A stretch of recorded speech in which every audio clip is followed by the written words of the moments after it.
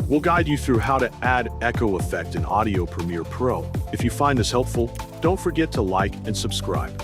Open your project and make sure your audio clip is already placed on the timeline so it can be edited directly. Click once on the audio clip to select it, then move to the top menu and open the Effects panel to begin adding the sound effect. In the Effects search bar, type delay or echo to quickly find the echo-related audio effects available in the list. Drag the effect named delay or multi-tap delay and drop it directly onto your selected audio clip on the timeline. After applying the effect, go to the Effect Controls panel and locate the delay settings that now appear for that audio clip. Find the delay time parameter and set a small value first so the echo starts close to the original sound.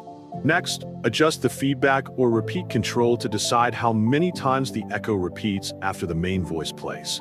Increase the mix or wet level to make the echo more audible. Play the timeline from the beginning of the clip and listen carefully to confirm the echo is active and clearly repeating.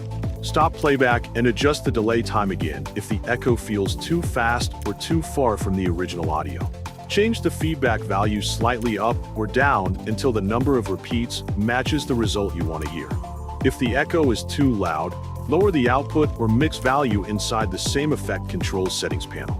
If the echo is too soft, raise the mix value step by step and test again by replaying the same section. To limit the echo to only one part, move the playhead to the start of that section and add a keyframe on mix. Move forward to the end of the section and change the mix value so the echo turns off after that point. Replay the edited part to confirm the echo starts and stops exactly where you placed the keyframes on the clip. Once the sound matches your target result, save the project so all echo effect settings stay applied to the audio. Finally, export your sequence using the export menu and choose your format so the echo effect is included in the final rendered video file output.